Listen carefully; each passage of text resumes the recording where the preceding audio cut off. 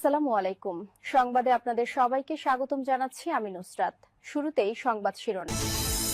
পুরোদমে Iran, Israel ও ইরানের মধ্যে ভয়াবহ যুদ্ধ চলছে হামলা পাল্টা হামলা। ইরানের হামলায় ধ্বংস হয়ে যাচ্ছে ইহুদিবাদীদের সবকিছু। মার্কিন যুক্তরাষ্ট্রের সেনারা এবার মধ্যপ্রাচ্য থেকে পালাতে শুরু করেছে। গতকাল তারা কাতারের বিমান ঘাঁটি থেকে পালিয়ে গেছে। আজ তারা সংযুক্ত আরব আমিরাতের দুবাই থেকে বিমান ভর্তি মার্কিন সেনারা পালিয়ে গেছে। অবস্থায় খুবই ভয়াবহ যুদ্ধ শুরু হয়েছে। আর ইরানের একটি হামলায় ধ্বংস হয়ে যাচ্ছে তেল আবিবের গুরুত্বপূর্ণ স্থাপনা সহ মধ্যপ্রাচ্যের যে মুসলিম দালাল রয়েছে তাদের মসনদ ভেঙে চুরমার করে দিচ্ছে ইরান। প্রথমেই জানাবো কুয়েতে মার্কিন দূতাবাসের কাছে বিস্ফোরণ। আলহামদুলিল্লাহ, কুয়েতের মার্কিন দূতাবাসের কাছে ইরানের মিসাইল আঘাত হেনেছে। বিস্ফোরণের পর পুরো এলাকায় ধোঁয়া ছড়িয়ে গেছে। প্রত্যক্ষদর্শীদের বরাত দিয়ে আজ এই তথ্য জানিয়েছে ডয়েচে ভেলে। কুয়েতে গত কয়েক ঘণ্টা ধরে দফায় দফায় বিমান হামলার সাইরেন বাজার পর এই ঘটনাটি ঘটল। এরপর জানাবো ইরানে কোনো পারমাণবিক স্থাপনা ক্ষতিগ্রস্ত হয়নি বললেন আইএইএ প্রধান। ইরানের উপর দখলদার ইসরায়েলি বাহিনী ও মার্কিন যুক্তরাষ্ট্র যেভাবে হামলা চালিয়েছিল তারা বলেছিল যে আমরা সবকিছু ধ্বংস করে দিয়েছি। প্রকৃতপক্ষে তারা আসলে কিছুই ধ্বংস করতে পারেনি, বরং এখন পর্যন্ত ইরানের একটি পারমাণবিক কার্যক্রমও ব্যাঘাত ঘটেনি। সবকিছু আগের মতোই ঠিকঠাক আছে, সবকিছু চলছে। এদিকে কুয়েতে ইরানের হামলায় যুক্তরাষ্ট্রের ৩টি গর্বের ফাইটার বিমান ধসে পড়ল। যুক্তরাষ্ট্রের তৈরি F-15 যুদ্ধবিমান র্যাপটর যেটি ছিল যুক্তরাষ্ট্রের জন্য খুবই গর্বের বিষয়। যে বিমানগুলো সেই ৩টি বিমানকে ভূপাতিত করেছে ইরানের মিসাইল। ইরানের মিসাইল হামলায় এসব যুদ্ধবিমান ভূপাতিত হয়েছে। এর ফলে ও এলাকায় মার্কিন যুক্তরাষ্ট্রের এখন কাঁপুনি শুরু হয়ে গেছে। এখন তারা মিথ্যা কথা বলছে যে ওই বিমানগুলো নাকি কুয়েতের আকাশ প্রতিরক্ষা ব্যবস্থা ভুল করে ভূপাতিত করেছে। আসলে সম্পূর্ণ মিথ্যা কথা। এই বিমানগুলো ইরানের মিসাইলে ধ্বংস হয়ে গেছে। এখন ইরানের মিসাইল থেকে বাঁচার জন্য দখলদারেরা এবার কুয়েত থেকেও তারা পালাতে শুরু করবে, এমনটাই আশা করা হচ্ছে। তারা মনে করেছিল যে ইরানের উপর হামলা করলে ইরান হয়তো প্রতিরোধ গড়ে তুলতে পারবে না, কিন্তু ইরানের সর্বোচ্চ ধর্মীয় নেতা আয়তুল্লাহ আলী খামেনির তাকে হত্যার পর থেকেই এখন ইরান এত পরিমাণ জ্বলে উঠেছে যে এখন নতুন করে দখলদাররা সেখান থেকে পালিয়ে যেতে শুরু করেছে। জানাবো ইরানের বিরুদ্ধে যৌথ অভিযানে অংশ নিতে ইউরোপের দুই দেশের নতুন অবস্থান। এবার মার্কিন যুক্তরাষ্ট্রের সঙ্গে ইরানের বিরুদ্ধে যুদ্ধে নামতে চায় ইউরোপের দুইটি শক্তিশালী দেশ, এর মধ্যে ফ্রান্স এবং জার্মানি। তারা ইতিমধ্যে এসব কথা জানিয়েছে। তবে যুক্তরাজ্য সরাসরি এই যুদ্ধে অংশগ্রহণ করবে না বলে তারা যুক্তরাষ্ট্রের প্রেসিডেন্ট ডোনাল্ড ট্রাম্পকে সাফ জানিয়ে দিয়েছে। এই ঘটনার পর পরিস্থিতি কোন দিকে যায় সে সম্পর্কে এখন পর্যন্ত কোনো তথ্য দেওয়াই সম্ভব হচ্ছে না। সবাই যার যার জায়গা থেকে এসব বিষয় নিয়ে বলাবলি করছে। আসলে প্রকৃতপক্ষে কি হতে চলেছে সেগুলোই এখন দেখার বিষয়। এবং সর্বশেষ জানাবো মধ্যপ্রাচ্য সংকট নিয়ে পুতিন ও সংযুক্ত আরব আমিরাতের প্রেসিডেন্টের ফোনালাপ। মধ্যপ্রাচ্য সংকট নিয়ে রাশিয়ার প্রেসিডেন্ট ভ্লাদিমির পুতিন এবং সংযুক্ত আরব আমিরাতের প্রেসিডেন্ট শেখ মোহাম্মদ বিন জায়েদ আল নাহিয়ান টেলিফোনে আলোচনা করেছেন। আজ ইরানের বিরুদ্ধে মার্কিন যুক্তরাষ্ট্র ও ইসরায়েল সামরিক অভিযান শুরুর পরেই ফোনালাপ হয়েছে। প্রিয় দর্শক, এতক্ষণ শুনছিলেন সংবাদ শিরোনাম, এবারে বিস্তারিত। তবে তার আগে বন্ধুরা অনুরোধ থাকবে এই সংবাদটিতে একটি লাইক দিন।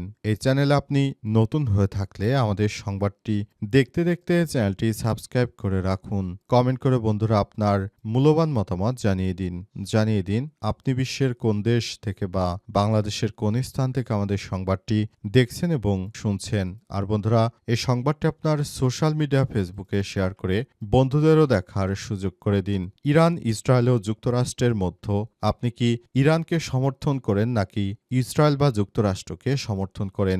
যে দেশকে সমর্থন করেন সেটি আমাদের কমেন্ট করে দর্শকদেরও জানিয়ে দিন। এই যুদ্ধে কোন দেশ জিতবে বলে আপনি মনে করেন সেটি আমাদের জানিয়ে দিতে পারেন। আর আপনি কোন জেলা থেকে বা কোন স্থান থেকে আমাদের সঙ্গে রয়েছেন সেটি সবাইকে জানিয়ে দিন। এবারে বিস্তারিত। কুয়েতে মার্কিন দূতাবাসের কাছে ইরানের মিসাইল হামলা ভয়াবহ বিস্ফোরণ। কুয়েতের মার্কিন দূতাবাসের কাছাকাছি এলাকায় বিস্ফোরণের পর ধোঁয়া উঠতে দেখা গেছে। প্রত্যক্ষদর্শীদের বরাত দিয়ে সোমবার ২ মার্চ এই তথ্য জানিয়েছে ডয়চে ভেলে। কুয়েতে গত কয়েক ঘণ্টা ধরে দফায় দফায় বিমান হামলার সাইরেন বাজার পর এমন ঘটনা ঘটল। এদিকে ওই বিস্ফোরণের পর কুয়েতের মার্কিন দূতাবাস বা এর কাছাকাছি না আসার জন্য দেশটিতে থাকা মার্কিন নাগরিকদের নির্দেশনা দেওয়া হয়েছে এবং মার্কিন নাগরিকদের বলা হয়েছে যে তারা যেন যথাযথ দূরত্ব বজায় রেখে তারপর চলে। এ এলাকায় যে ধরনের কার্যক্রম শুরু হয়েছে এই কার্যক্রমগুলো মূলত কোনোভাবেই মার্কিন যুক্তরাষ্ট্র চায়নি। ইরান মধ্যপ্রাচ্যে মার্কিন যুক্তরাষ্ট্রের যতগুলো মিত্র দেশ রয়েছে এর মধ্যে কাতার, কুয়েত, বাহরাইন, সৌদি আরব সহ সংযুক্ত আরব আমিরাত সহ যেসব রাষ্ট্রগুলো রয়েছে এগুলোকে মূলত লক্ষ্য করে এই হামলা চালানো হচ্ছে। হামলায় অনেক কিছুই ধ্বংস হয়ে যাচ্ছে, কিন্তু এখন পর্যন্ত আসলে এই প্রক্রিয়াগুলোর মধ্য দিয়ে যাচ্ছে এবং সবাই মনে করছে যে এই কার্যক্রমগুলো অবশ্যই মার্কিন যুক্তরাষ্ট্রকে এর জন্য দায়ভার গ্রহণ করতে হবে। কোনোভাবেই এই দায়ভার আসলে এমনিতেই শেষ করা যাবে না। এজন্য মার্কিন যুক্তরাষ্ট্রকে এর জন্য যথাযথ সবার কাছে এর জন্য জবাবদিহিতা করতে হবে, কারণ তারাই আগে যুদ্ধ বাঁধিয়েছে। এজন্য এদেরকেই এই যুদ্ধের দায়-দায়িত্ব নিতে হবে। ইরানের কোনো পারমাণবিক স্থাপনায় ক্ষতিগ্রস্ত হয়নি বললেন আইএইএ প্রধান। ইরানের উপর মার্কিন যুক্তরাষ্ট্র ও ইসরায়েল হামলা চালিয়েছে। তারা হামলা করে মূলত এমনভাবে তারা তাদের কার্যক্রম চালিয়ে যাচ্ছিল যে মনে হচ্ছিল যে তারা হয়তো সবকিছু অর্জন করেছে, কিন্তু এখন দেখা যাচ্ছে যে বিভিন্ন জায়গা থেকে এসব বিষয়গুলো আসলে অন্যদিকে যাচ্ছে। এসব জায়গাগুলো থেকে তারা ইরানের হাতে থাকা যে পরমাণু কার্যক্রম ছিল সেগুলোকে তারা ধ্বংস করতে চেয়েছিল, কিন্তু আল্লাহ পাকের অশেষ রহমতে এখন ইরানের এই কার্যক্রম থেকে তারা পিছপা হয়নি, বরং ইরানের একটি পারমাণবিক কার্যক্রমও ধ্বংস হয়নি এমনই জানা গেছে। ইরানের এই পারমাণবিক কার্যক্রমগুলো চালিয়ে যাচ্ছে এবং সবকিছু আসলে পূর্ণ নিয়ন্ত্রণ নেওয়ার জন্য চেষ্টা চালিয়েছিল যুক্তরাষ্ট্র, কিন্তু শেষ পর্যন্ত তারা সেটি করতে সম্পূর্ণ ব্যর্থ হয়েছে। এখন আইএইএ অর্থাৎ আন্তর্জাতিক পরমাণু গবেষণা সংস্থার প্রধান রাফায়েল গ্রোসি তিনি নিশ্চিত করে বলেছেন যে যুক্তরাষ্ট্র ও ইসরায়েল যে হামলা চালিয়েছে সেই হামলায় ইরানের কোনো পারমাণবিক স্থাপনায় কোনো সমস্যাই হয়নি, বরং এখনও পারমাণবিক স্থাপনাগুলো যথাযথ ভালো অবস্থানে রয়েছে। সুতরাং এখনই ইরানকে থামাতে হবে, কিন্তু মার্কিন যুক্তরাষ্ট্র এবং ইসরায়েল কোনোভাবেই তারা ইরানকে থামাতে পারছে না, বরঞ্চ মধ্যপ্রাচ্যের যেসব দালাল মুসলিম রাষ্ট্র রয়েছে তাদের উপর প্রতিনিয়ত হামলা চালিয়ে যাচ্ছে ইরান। ইরানের হামলায় আসলে মধ্যপ্রাচ্য থেকে পালিয়ে গেছে সংযুক্ত আরব আমিরাত থেকে এইমাত্র পালিয়ে যেতে দেখলাম বিমান ভর্তি যুক্তরাষ্ট্রের সেনাদের। তারা মধ্যপ্রাচ্যের ওই জায়গা থেকে নিজেদের রক্ষা করতে না পেরে তারা পালিয়ে যাচ্ছে। তাদের পালানোর দৃশ্যটা ছিল সত্যি সবার জন্য খুবই খুশির একটি বিষয় যে মুসলিম দেশের উপর হামলা করতে এসে এখন তল্পিতল্পা সহ তারা সেখান থেকে পালিয়ে যাচ্ছে।